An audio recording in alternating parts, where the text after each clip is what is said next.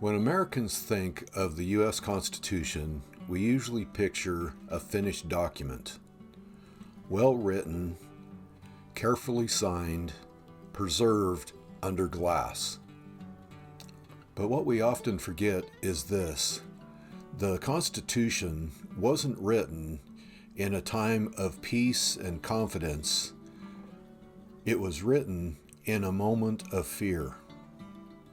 Fear that the great experiment might collapse under its own weight. Today, we're going to talk about why the Constitution had to be written at all, and why the founders believed that liberty without order wouldn't last.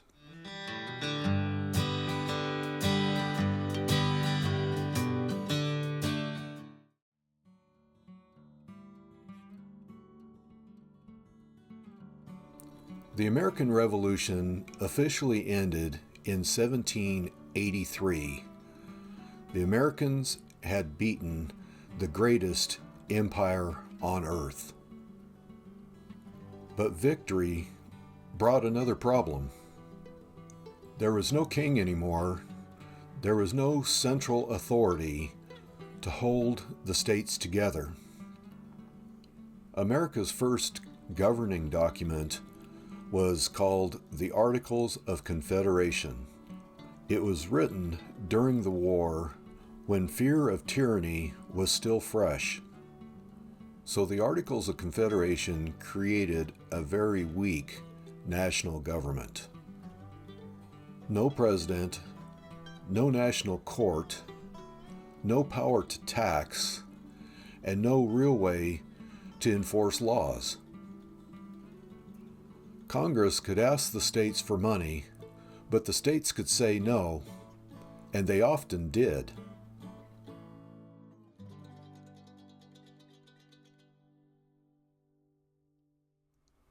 Under the Articles, states acted more like independent countries than united partners. Each state printed its own money. Each state set its own trade rules. And each state looked out for itself. The national government couldn't regulate commerce. They couldn't stabilize the economy. They couldn't even pay the soldiers who fought the war. Liberty existed, but stability didn't. The founders began to see a hard truth.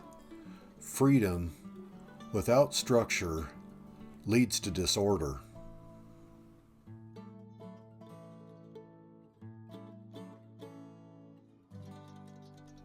Then came the moment that truly scared them. In 1786, a former Continental Army captain named Daniel Shays led an armed uprising in Massachusetts. Farmers, many of them war veterans, were losing their land. Courts were seizing farms for unpaid debts. The state militia couldn't stop the rebellion. The federal government couldn't help because it had no army. To men like George Washington, this was alarming. Washington wrote that the country was heading towards anarchy and confusion, and that something had to change. This wasn't about crushing liberty. It was about preventing chaos.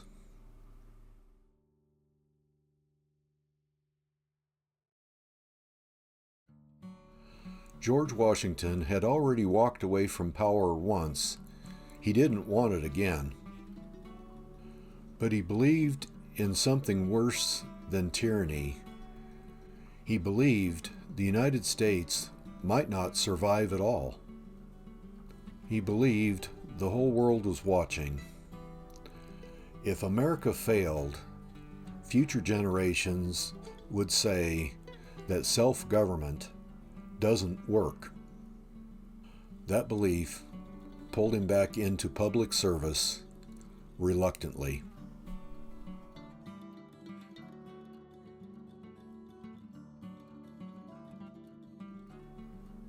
In the summer of 1787, delegates gathered in Philadelphia. Officially, they were there to revise the Articles of Confederation. In reality, they quickly realized that the Articles were beyond repair. So they did something bold and risky. They started over. The doors were shut, the windows were closed, and the debates were kept secret. Not to deceive the people, but to allow honest debate without public pressure. What emerged wasn't perfect, but it was carefully balanced.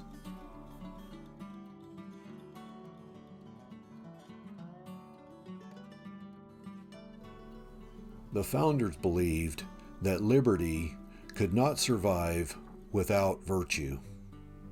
John Adams later wrote that the Constitution was made for a moral and religious people, that it was wholly inadequate for any other. They didn't expect the government to create morality. They expected the people to bring it with them. The Constitution was designed to restrain power, but also to channel it. Not to rule the people, but to serve the people.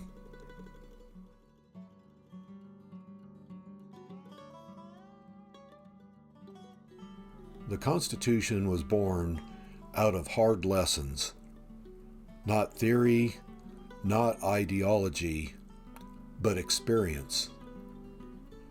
It was written by men who had seen tyranny and chaos and wanted neither. In the next episode, we'll look at the preamble, where the founders tell us, in plain language, what this new government was meant to do, and just as important, what it was never meant to become. Thanks for watching, Patriot Hippie. If you like this story and would like to see others, please give me a like, subscribe, and share with your friends. Until next time, peace, freedom, and the American story.